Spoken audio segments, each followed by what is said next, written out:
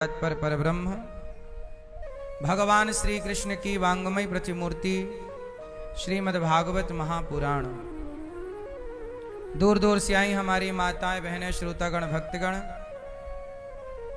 साधना और श्रद्धा टीवी पर कथा का रसपान कर रहे सभी भक्तजनों को जय श्रीमन्नारायण, जय श्री कृष्णा, राधे राधे। स्वागत है आपका आज की अमृतमयी मंगलमयी कथा में। भगवान की पावन कथा हम सबके जीवन को परिवर्तित कर रही है। इस कथा में मैया हमारी श्रीमती राजरानी अग्रवाल जी कथा का रसपान कर रही हैं और अपने पितरों को, अपने पूर्वजों को, स्वर्गीय प्रकाश जी एवं पवन अग्रवाल जी की पुण्य स्मृति में पुत्र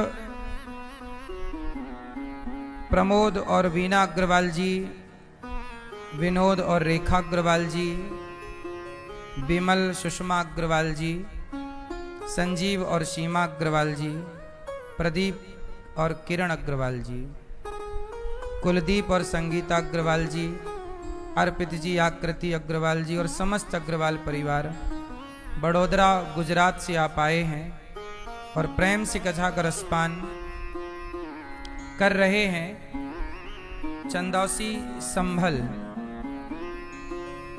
जन्मभूमि आपकी चंदौसी संभल है और हमारी मैया श्रीमती राजरानी मैया अपने एक बेटी जब कोई कार्य करती है तो उसके पति को भी, उसके पिता को भी और उसके पुत्र को भी, तीनों को उसका फल प्राप्त होता है। पुरुष के द्वारा किया गया पुण्य पुरुष को प्राप्त होगा, पुरुष के पूर्वजों को प्राप्त होगा और पुरुष के नाना पक्ष को भी प्राप्त होगा।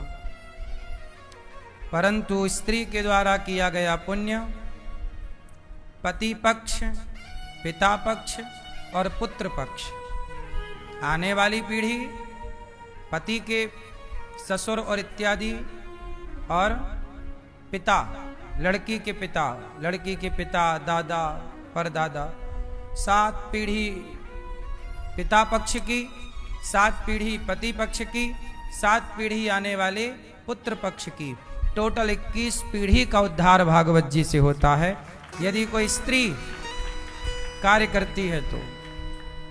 और पुरुष कार्य करता है तो पुरुष के पिता पक्ष की 7 पीढ़ी, आपके पिता के पिता के पिता, आपके आने वाली 7 पीढ़ी पुत्र के पुत्र के पुत्र, और आपके मां पक्ष का, आपके नाना, नाना के पिता, 7 पीढ़ी नाना पक्ष की, टोटल 21 पीढ़ियों का उद्धार भागवत जी से होता है। तो हमारी मैया श्रीमती राजरानी मैया ने एक नारी धर्म का पालन किया है सबके लिए। यही एक स्त्री का कार्य है, अपने बच्चों को खूब बढ़िया संस्कार दे और सही मार्ग बच्चों को बताती चले, पुरुष भी और स्त्री भी।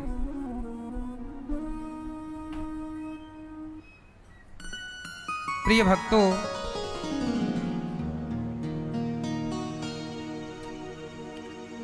भगवान की पावन कथा में आप लोग बड़ी दूर दूर से आके पोथी पाठ बिठाए हैं और आपने भी अपने पितरों के लिए चिंता की है और आपने पितृ पक्ष में अपने पितरों के लिए सदगति के लिए भागवत जी का अनुष्ठान कराया है। इस पितृपक्ष में जितना हो सके अपने माता पिता, दादी दादा, नानी नाना के नाम से पुण्य जरूर कीजिएगा। बहुत उम्मीद लगाते हैं आपके पितर और इस पक्ष में किया गया कोई भी शुभ कार्य उन्हें अवश्य प्राप्त होता है।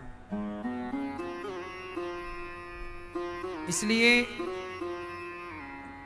चिड़िया को दाना ही डाल दीजिए उनके नाम से, चींटी को आटा ही डाल दीजिए उनके नाम से, जल ही दे दीजिए कि हे मेरे पितरों, हम आपको जल दे रहे हैं, तर्पण कर रहे हैं, ये जल हमारा स्वीकार कीजिए। पंडित जी को बुला करके तर्पण करना है तो एक विधि सीख लीजिएगा। आपको कुछ ना आए तो इतना स्मरण कर लीजिए कि हे मेरे पितरों, क्योंकि हम नहीं जानते कि हमारे पूर्वज कौन कौन है, कहाँ है इस समय, पर वो हमें देख रहे होते हैं। तो हे मेरे पितरों, संकल्प करके और आप उनके नाम से जल, उनके नाम का, हे मेरे पितरों, यह पुण्य जो मैं ये वृद्ध माँ को भोजन करा रही हूँ या करा रहा हूँ, कौआ को मैंने रोटी डाली है, चींटी को मैंने आटा डाला है, गाय को रोटी डाली, हे मेरे पितरों, यह पुण्य आपके लिए है। उनके संकल्प से आप जो भी करेंगे, आप नदी भी नहाए, गंगा भी नहाए, तो हे मेरे पितरों, आज इस गंगा स्नान से जो पुण्य मिले वह मेरे पितरों को प्राप्त हो, मेरे पूर्वजों को प्राप्त हो। आप धाम आए, एक धाम आकर के जो भी पुण्य किया, वृंदावन की परिक्रमा लगाई या गिरिराज जी की परिक्रमा लगाई या बिहारी जी का दर्शन किया या सत्संग किया, कथा सुनी, तो हे मेरे पितरों, यह पुण्य आपके लिए। कुछ भी पुण्य हो, बस पुण्य हो। अब जैसे कोई वृंदावन आए और यहाँ के किसी का मोबाइल चुरा ले, किसी का चैन चुरा ले, किसी के पर्स चुरा ले, तो उसके पितर भी उसे देखकर रोते होंगे कि सारी दुनिया तीर्थ जा रही है और पुण्य कर रही है और मेरी औलाद जाकर के चोरी करके पाप कमा रही है। इस पाप से आपके पितरों को, पूर्वजों को बड़ी हानि होती है, बड़ा दंड भोगना पड़ता है। इसलिए चाहे घर पे रहो, अपने शहर में रहो, गांव में रहो, तीर्थ में रहो, चोरी कभी नहीं करनी चाहिए, गलत काम कभी नहीं करने चाहिए, क्योंकि ये सारी चीजें नोट होती हैं। कल हम लोगों ने कथा सुनी और प्रेम से भागवत जी की कथा, दिव्य पावन कथा में हमने सुना कि धुंधकारी जैसा महान पापी भागवत सुन के तर गया। जन्माद्यस्य यतोऽन्वयादितरतस् चार्थेष्वभिज्ञः स्वराट् तेने ब्रह्महृदाययादिकवये मुह्यन्ति यत्सूरयः। तेजो वारिमृदां यथा विनिमयो यत्र त्रिसर्गो मृषा धाम्ना स्वेन सदा निरस्तकुहकम् सत्यं परं धीमहि। जन्माद्यस्य यतोऽन्वयादितरतस्, जन्म आदि यस्य जन्माद्यस्य स्वानैव राजतीति स्वराट। भगवान संसार, इस जगत की उत्पत्ति, पालन और संहार के कारण है। भगवान सब पदार्थों से पृथक है, अलग है। भगवान सब कुछ जानते हैं। चार्थे स्वभिज्ञः, भगवान स्वराट प्रकाशवान है। सूर्य चंद्रमा हमें प्रकाश देते हैं, पर भगवान को थोड़ी सूर्य चंद्रमा प्रकाश देते हैं। सूर्य चंद्रमा को भी भगवान ही प्रकाशित करते हैं। मुह्यन्त यत् सूरयः, भगवान की कृपा पर बड़े बड़े ज्ञानी विज्ञानी मोहित हो जाते हैं, समझ नहीं पाते भगवान क्या है। कौन समझेगा? क्यों मैया? कैसे हैं भगवान? कौन जानेगा? सोई जाने जेहि देहु जनाई, जानत तुम्हें हुई जाए। भगवान को वही जान सकता है जिन्हें भगवान जनाना चाहें। तेजो वारी मृदाम यथा विनिमयो यत्र त्रिसर्गो मृषा। अच्छा एक बात बताइए, त्रिसर्गो मृषा, तीन गुण होते हैं, सत्वगुण, रजोगुण और तमोगुण। ये तीन गुण से ये संसार बनता है, पंच महाभूत और तीन तत्व। हाँ या ना? सत्वगुण, तीन गुण, सत्वगुण, रजोगुण और, पर भगवान में ये तीनों गुण नहीं है। तो कौन से गुण हैं? दिव्य गुण। सत्वगुण इंसानों में होता है, रजोगुण इंसानों में, तमोगुण इंसानों में। भगवान इन गुणों को बनाते हैं, उन्हें ये गुण प्रभावित नहीं करते। इसलिए मृषा, भगवान में ये गुण मृषा है, मतलब मिथ्या है, हम में लागू है, ईश्वर में ये गुण लागू नहीं। धामना स्वेन सदा निरस्त कुहकम सत्यम परम, ऐसे सत्य स्वरूप परमात्मा को हम नमस्कार करते हैं। सत्य स्वरूप परमात्मा। धर्मः प्रोज्झित कई तवोत्र परमो निर्मत्सराणाम सताम, वेद्यम वास्तवमत्र वस्तु शिवदम तापत्रयोन्मूलनम। अच्छा एक बात बताओ,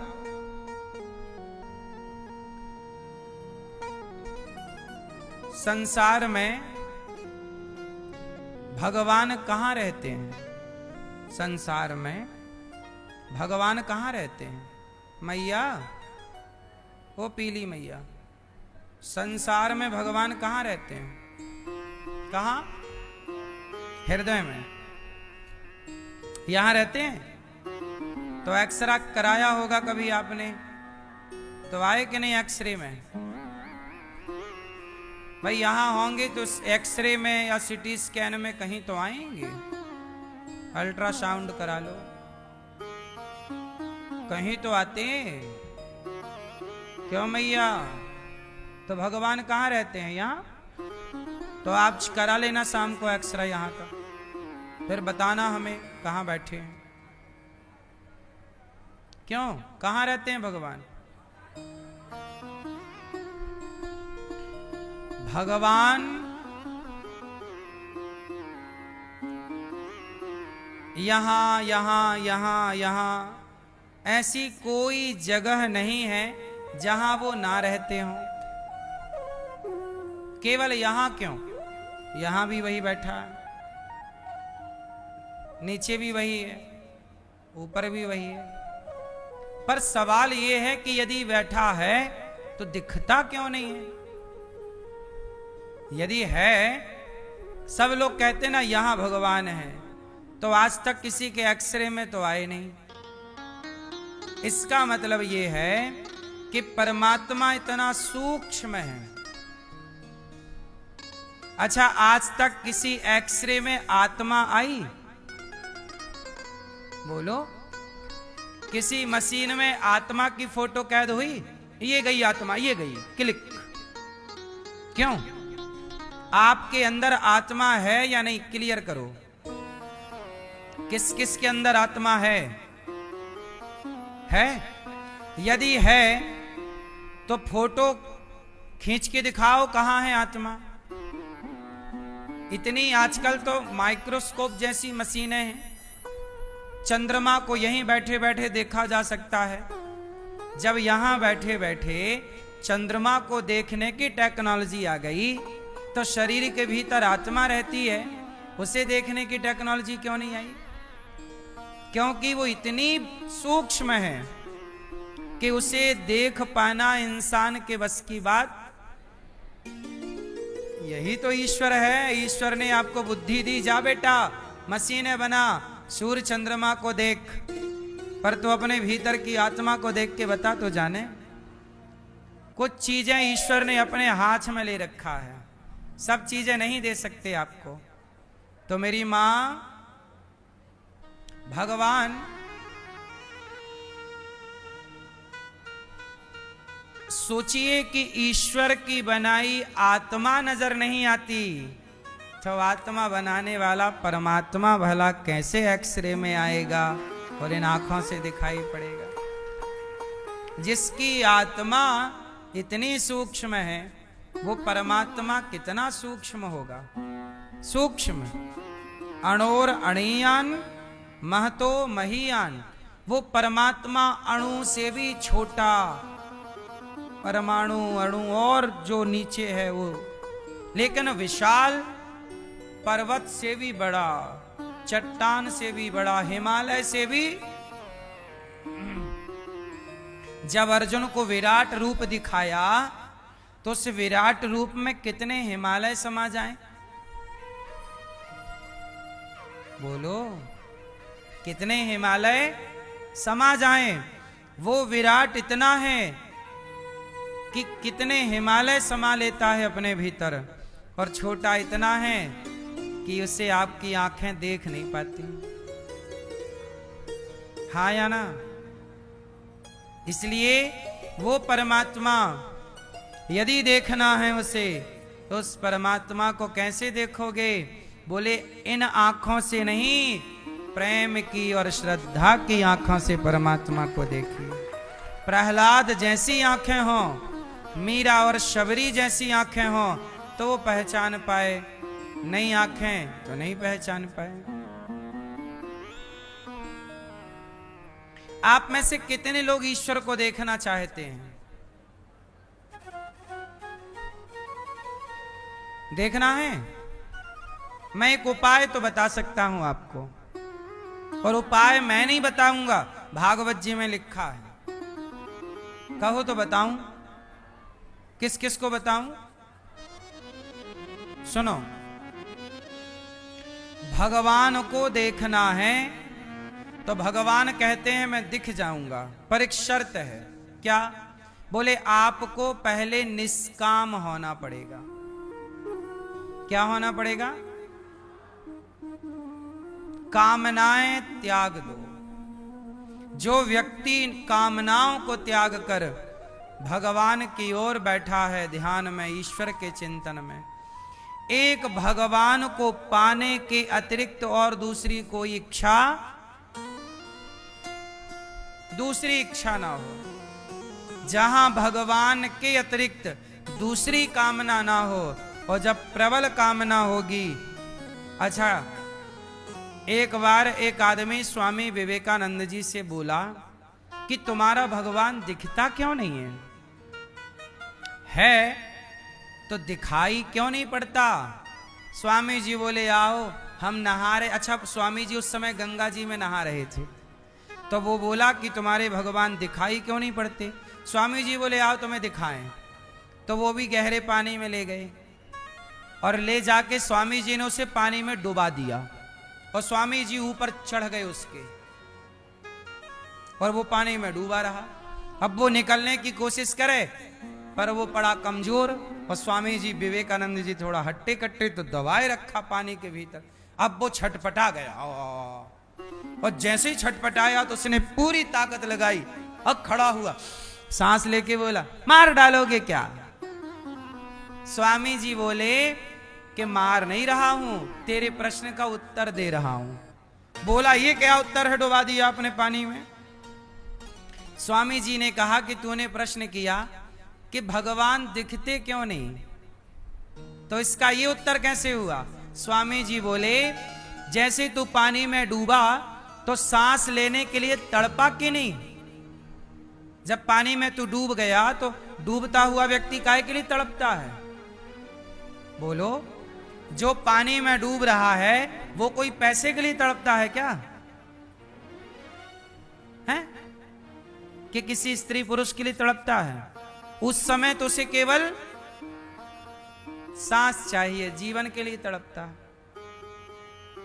जैसे तू सांस लेने के लिए तड़पा, जिस दिन तू भगवान के लिए ऐसे तड़पेगा, उसी दिन भगवान तुझे प्राप्त हो जाएंगे।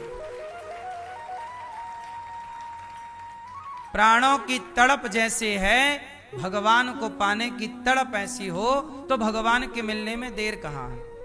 पर पूरी जिंदगी में व्यक्ति इस तरह भगवान के लिए कहां तड़पता है?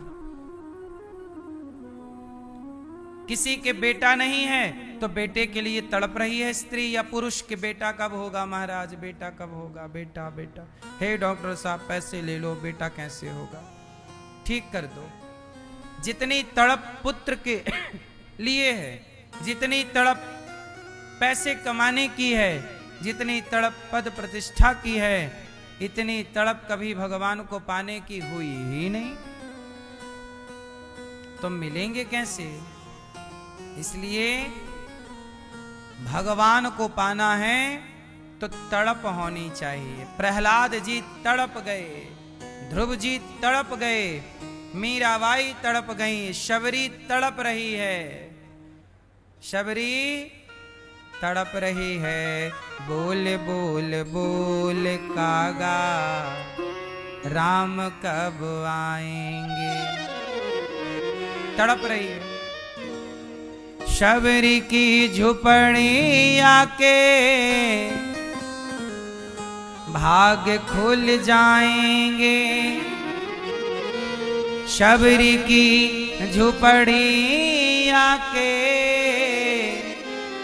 भाग खुल जाएंगे। बोल बोल बोल कागा राम कब आएंगे। राम के लिए तड़प रही है। आए नहीं राम जी, लगाई कहाँ देर रे, शबरी ने रखे हैं चुन चुन के बेर रे। कब आएंगे राम, तड़प रही है। आंखों को इंतजार है सरकार आपका,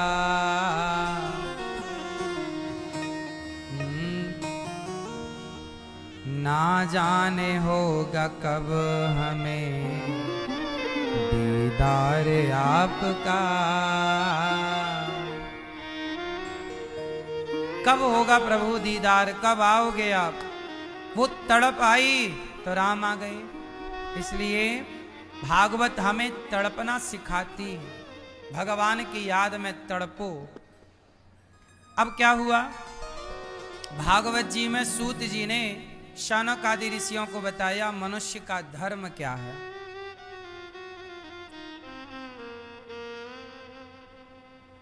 है ना। ऋषियों ने कहा, हे सूत जी बताइए मनुष्य मात्र का धर्म क्या है। हम मनुष्यों का धर्म क्यों, मैया आपका धर्म क्या है। ये मैया आप बताओ आपका धर्म क्या है, बोलो आप। हाँ, धर्म क्या है आपका, है ठीक है। किसकी सेवा तो करती हो आप, ठीक है। आप बताओ धर्म क्या है, सब बताओ क्या है धर्म। चश्मा वाले भैया, हाँ धर्म, बैठे बैठे खड़े नहीं हो, नहीं चश्मा लगा के बताओ, बताओ धर्म क्या है, हैं? धर्म किसे कहते हैं, खाने क्या है, धारण करने को धर्म। सही है, परिभाषा अच्छी है। जो धारण किया जाए वो धर्म है, ठीक है। आप बताइए दादाजी धर्म किसे कहते हैं। हाँ बैठे बैठे खड़े नहीं होने का है, ठीक है। अनंत है, ठीक है, सही है, सही है, सही है। सुनो, सबका धर्म अलग अलग है। सबका धर्म, स्त्री का धर्म अलग है, पुरुष का धर्म अलग है, बच्चों का धर्म अलग है, प्रजा का धर्म अलग है, राजा का धर्म अलग है, पशु का धर्म अलग है, पक्षी का धर्म अलग है। बोलो हाँ, सबका धर्म।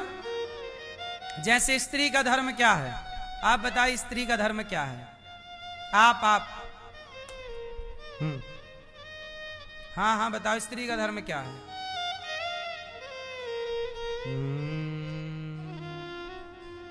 आप बताओ मैया।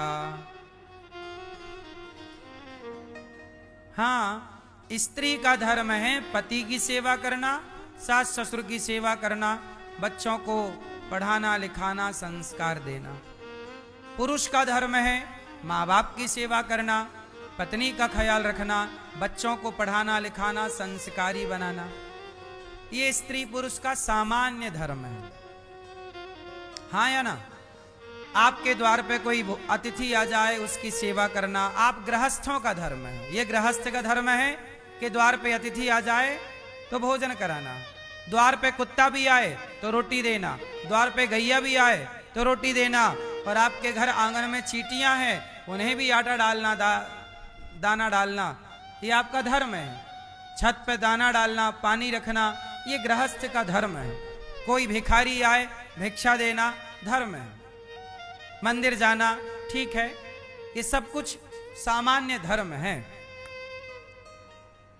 सत्य बोलना, सदा सत्य बोलना धर्म ना दूसर सत्य समाना, सत्य बोलना धर्म है। दया करना धर्म है, पर हित सरिस धर्म नहीं भाई, सबका हित करना, सबकी भलाई करना, ये सब धर्म है, हाँ या ना। यदि सारे लोग अपने अपने धर्म का पालन करें तो व्यवस्था कितनी अच्छी बनेगी। अब जैसे सेना का धर्म अलग है, सेना का धर्म है देश के लिए लड़ना, पुलिस का धर्म अलग है, बोलो हाँ। राष्ट्रपति का धर्म अलग है, प्रधानमंत्री का धर्म, हाँ। और सुनो, अब ये बताओ, जो सरकारी दफ्तर में काम करने वाले सरकारी कर्मचारी हैं, कार्यकर्ता हैं, उनका धर्म अलग है। उनका धर्म है जनता की सेवा करना। आप बैंक के मैनेजर हो, आप बैंक में काम करते हो, तो हम जाएंगे तो हमारी हेल्प करना आपका धर्म है, बोलो हाँ। सरकार ने आपको इस काम के लिए नियुक्त किया है, आपको व्यवस्था बनानी है, पर आप वहां खड़े होके यदि पैसा लेके काम कर रहे हैं, भ्रष्टाचार कर रहे हैं, तो फिर आप अधर्म कर रहे हैं, बोलो हाँ, सही है। तो धर्म और अधर्म, जो धर्म नहीं जानता वो अधर्म करता है। इसलिए कहता हूं धर्म का विधिवत पाठ पढ़ना चाहिए। धर्म जानोगे तो धर्म करोगे, धर्म नहीं जानोगे तो अधर्म अपने आप बनेगा। काश बच्चों को पहले धर्म पढ़ाया जाता। क्या चोरी करना धर्म है? ए मैया बैठ जाओ, पीछे के लोग बैठे सुन रहे हैं, आप खड़े हो, बैठो, बताओ क्या चोरी करना धर्म है? उत्तर दो। तो आप बताइए, सरकारी डिपार्टमेंट में बैठे कुछ लोग चोरी कर रहे हैं कि नहीं? उत्तर दो। तो चोरी करना धर्म है कि अधर्म है? जोर से। तो वो क्यों चोरी कर रहे हैं? क्योंकि उन्होंने धर्म का ठीक से पाठ पढ़ा होता कि नहीं, जनता की सेवा करना। मैंने सुना, एक देश की घटना है, सुनो, मुझे याद आ रहा है जरा सा। जापान, एक जापान देश है ना, जापान में एक घटना घटी, सुनिएगा, ऑन रिकॉर्ड, वहां के सच्ची घटना है। वहां पर सरकारी दफ्तर में एक पति पत्नी काम करते थे। संयोग से वो पति पत्नी थे और एक ही सरकारी डिपार्टमेंट में वो एक ही जगह काम करते थे। तो क्या हुआ, उनकी छुट्टी होती थी शाम को 5 बजे। सरकारी नियम क्या है वहां का कि शाम को 5 बजे छुट्टी हो जाएगी, 5 बजे या 4 बजे जो भी बजने। तो उनकी छुट्टी का टाइम था 5 बजे, आपको 5 बजे छुट्टी हो जाएगी। तो उन्होंने 5 बजने में 5 मिनट कम था, सुनिएगा, 5 बजने में कितने मिनट कम? उन्होंने बोला अब तो 5 बज गए, चलो छुट्टी हो गई। तो उन्होंने, अब सरकारी में ना वो होता है अंगूठा लगाओ, तो वो सब नोट कर लेता है कितने बजे आप आए, कितने बजे आप, इलेक्ट्रिक है सब आजकल। तो उसका जब अंगूठा लगा जाने का तो 5 मिनट कम थे। अब भैया सुनो, वहां के लोगों ने उन वहां का सरकारी डिपार्टमेंट कितना ईमानदार है मैं ये बता रहा हूं कि उन दोनों को बुलाया, बोले कि आप लोगों ने 5 मिनट पहले 5 बजे छुट्टी होनी थी और आप कितने बजे चले गए? 5 मिनट पहले, आपको दंड दिया जाएगा। उनका कोर्ट में केस चला कि आपने देश के साथ गद्दारी की है। पब्लिक आपको पैसा देती है, पब्लिक के टैक्स से आपको सैलरी मिलती है। 5 मिनट आप रहते ऑफिस में, शायद कोई आ जाता और 5 मिनट में आप किसी का कोई काम बना पाते, और आप 5 मिनट पहले छोड़ के चले आए। सैलरी पूरी ले रहे हो और काम 5 मिनट कम कर रहे हो, आपको दंड। कोर्ट ने बोला उनको कि आप पूरी जनता से, पूरे देश से माफी मांगिए और कान पकड़िए कि दोबारा आप ऐसी गलती। जापान आज दुनिया में सब इतना सा देश है, इतना आगे क्यों है? क्योंकि वो अपने देश के प्रति, अपने कर्तव्यों के प्रति इतना ईमानदार है। ये 5 मिनट। और भारत में 10 बजे बैंक खुलने का टाइम है और आप 10 बजे जाओ तो आपका काम 11 बजे के पहले ना होगा। बोले 10 बजे तो शटर उठती है, जबकि नियम यह है कि 10 बजे काम स्टार्ट हो जाना चाहिए। बोलो हाँ, यहां समय की वैल्यू, हाँ, और वहां 5 मिनट की कीमत है। इसलिए वो तरक्की कर गए, क्योंकि समय को समझते हैं। जो व्यक्ति समय की कदर करता है तो समय उसकी कदर करता है, जो समय की कदर नहीं करता समय भी उसकी कदर नहीं करता। इसलिए आगे बढ़ना है, बड़ा बनना है तो समय की कदर कीजिए। समय है। मैं एक बार शमशान गया, मैं एक बार टहलते टहलते शमशान चला गया, तो शमशान में वहां एक बढ़िया बात मिल गई मेरे को। वहां लिखा था, श्मशान में लिखा था कि समय के पास इतना समय नहीं है कि वो फिर से आपको समय दे सके। लाइन दोहराइए, समय के पास, बोलो, समय के पास इतना समय नहीं है कि वो आपको फिर से समय दे सके। इसलिए जो समय मिला है उसी समय को सार्थक करना है, उसी का क्योंकि बार बार समय ना मिलेगा। गया जो समय गया। तो जापान इतना आगे क्यों है, जबकि जापान में परमाणु पटका जा चुका है? बोलो हाँ। सबसे ज्यादा भूकंप वहीं आते हैं, सबसे ज्यादा पब्लिक परेशान वहीं की होती है, प्राकृतिक आपदाएं सबसे ज्यादा जापान में आती हैं। फिर भी वो दुनिया में सबसे टॉप में है। क्यों? ईमानदार है। क्या है वो? अपने वतन के प्रति, अपने राष्ट्र के प्रति वो ईमानदार है।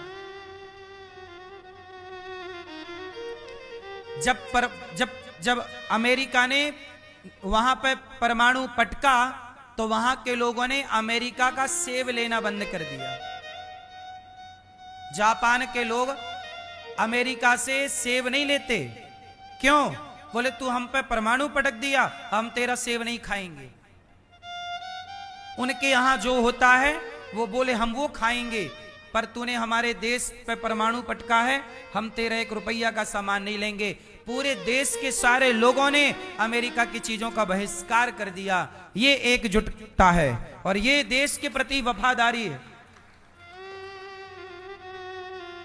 इसलिए मेरी मां, सबसे पहला धर्म है राष्ट्र की सेवा करना, ईमानदार होना। ये धर्म है या नहीं? इसलिए ईमानदार बनो, राष्ट्र से प्रेम करो, टाइम के पक्के बनो। देखो ये दास अनिरुद्ध 3 बजे कथा होती है, मैं 3 बजने में 2 मिनट पहले ही आता हूं। आपने ध्यान दिया होगा। 3:05 में मैं कभी नहीं आता। कभी किसी कार्य में मैं लग गया, कहीं बिजी हो गया किसी काम में, तो कभी साल में 1 आध बार मैं 5 मिनट लेट किसी कारणवश होता हूं। मैं स्वयं 5 मिनट लेट साल में 1 आध बार, वो भी किसी विशेष कार्य के लिए जब मैं हूं तब 5 मिनट कभी लेट होता हूं। वरना मैं 3 बजे से कथा है तो 3 बजने में 5 मिनट पहले या 2 मिनट पहले आके बैठ जाता हूं। आपने नोट किया इस बात को कि नहीं? और 6 बजे कथा पूरी होती है 6 बजे, तो मैं 6 बजे कभी नहीं उठता।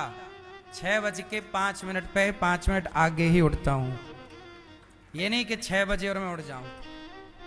अपना काम पूरा करके, जो काम मुझे दिया है आप लोगों ने, वो काम अपना ईमानदारी से टाइम टू टाइम करता हूं। और आपको भी यही प्रार्थना करता हूं कि लोग करें ना करें समय की कीमत, कद्र करें ना करें, पर आप अपने बच्चों को और आप अपने आप को टाइम के पक्के बनाओ। सफल आप जरूर होंगे, मेरा विश्वास। समय, जो समय की कदर करता है तो समय भी उसकी, जो समय की कदर नहीं करता वो समय उसकी कदर। कहते हैं समय समय पर होता है, समय समय की बात, राम जन्म का दिन बड़ा, कृष्ण जन्म की रात। समय बड़ा बलवान, पुरुष बली नहीं होता है, समय होत बलवान। बलवान कौन है? इंसान कभी बलवान नहीं होता, बलवान होता है समय। आपको राजा बनाता है और समय आपको रंक बनाता है। पुरुष बली नहीं होता है, समय होत बलवान। भीलन गोपी लूट लई, वही अर्जुन वही बाण। अर्जुन को, महाभारत जीतने वाले अर्जुन को किसने हरा दिया? जंगल के कोल भीलों ने। क्यों? क्योंकि अर्जुन का वो भी एक समय था जब महाभारत जीते, और ये भी एक समय है कि जंगल के भीलों से हार गए। वही गांडीव, वही बाण, सब वही, पर समय कभी जिताता है तो समय कभी समय ऊपर पहुंचाता है तो कभी समय। इसलिए समय का सदुपयोग करिए, और समय जो खेल आपके साथ खेलता है उसे प्रभु की कृपा मानकर स्वीकार कीजिए। क्योंकि समय में आपका जोर नहीं चलता, बस आप समय को सार्थक कर सकते हैं। बाकी समय क्या कराएगा, कहां ले जाएगा, ये आप तय नहीं करते। सही है? धर्म क्या है? तो आपको मैंने सबके अलग अलग धर्म बताए। अब एक चीज और मैं आपसे पूछूंगा, बताइए, भगवान गीता में कहते हैं तू कर्म कर, कर्मण्येवाधिकारस्ते मां फलेषु। गोस्वामी तुलसीदास जी ने भी कहा, कर्म प्रधान विश्व करी राखा, जो जस करहि सो तस फल चाखा। अच्छा, एक बात मैं आपसे जानना चाहता हूं कि कर्म और धर्म, इन दोनों में आप किसे बड़ा मानते हैं? कर्म बड़ा कि धर्म बड़ा? सब चुप रहो, हम जिनसे पूछेंगे वो बताएंगे। आप बताइए, आप आगे वाले, कर्म कि धर्म, क्या बड़ा? कर्म या आपके बगल वाले भैया, क्या बड़ा? बस एक चुनना है आपको, क्या? कर्म, कर्म बड़ा इनके हिसाब से। चश्मा वाले भैया, क्या बड़ा? ये आपके बगल में क्या बड़ा? कर्म, कर्म बड़ा, ये आपके बगल में। चलो, कर्म को कितने लोग बड़ा मानते हैं? कर्म बड़ा है, हाथ उठाओ। कर्म को कितने लोग सपोर्ट करते? कर्म बड़ा। क्या बड़ा? क्या बड़ा? कर्म। कर्म को कितने लोग बड़ा मान रहे हैं? कर्म के सपोर्ट में। कर्म को वोट कितने लोग कर रहे हैं? ठीक है, अब नीचे करिए हाथ। अब बताइए, धर्म को कितने लोग वोट कर रहे हैं? धर्म बड़ा। सुनिए, कर्म बड़ा कि धर्म बड़ा? दोनों बड़े नहीं। यदि दोनों बड़े तो फिर सुनो, रावण ने सीता मैया को चुराया, रावण ने अपना कर्म ही तो किया, लेकिन उसके कर्म में धर्म नहीं था। शराबी शराब पी रहा है, क्या कर रहा है? कर्म कर रहा है, लेकिन उसके कर्म में धर्म नहीं है। क्या शराब पीना धर्म है? कर्म। चोर चोरी कर रहा है, वो अपना कर्म कर रहा है, लेकिन उसके कर्म में धर्म। इसलिए चोर का चोरी करने का कर्म, शराबी का शराब पीने का कर्म, दुशासन का द्रौपदी की साड़ी उतारने का कर्म, क्या ये कर्म सही है? इसका मतलब ये कर्म धर्म के अनुसार नहीं है। इसलिए कर्म करो, पर कर्म करते समय ये जांच लो कि मेरे कर्म में धर्म है या नहीं। आपने कहावत सुनी होगी, पानी पियो, पानी पियो, पानी पियो। क्यों? पानी छान के क्यों पीना चाहिए? क्यों पानी छान के पीना चाहिए कि नहीं? क्यों? क्योंकि छोटे छोटे बैक्टीरिया, छोटी छोटी चीजें पानी में हो सकती हैं, बारीक से कंकड़ हो सकते हैं। पानी छान के पीना चाहिए, कपड़े से छान के पीना चाहिए, और कपड़े की 4 लेयर से छानना चाहिए। कपड़े की कितनी लेयर हो? कॉटन कपड़ा हो, 4 लेयर हो कपड़े की, और उससे छान कर पानी पियोगे तो पानी अच्छा होगा। आजकल सबके घर में आरओ लगा है, तो आरओ में वो छन के ही आ रहा है, वो फिल्टर वही छन्नी का काम कर रहा है। बोलो हाँ, तो छानना वही तो है। तो सुनो, पानी पियो। पहले पानी आता था नदियों से, पहले पानी आता था कुएं से। तो कुएं और नदियों के पानी में मिट्टी कंकड़ होने की संभावनाएं रहती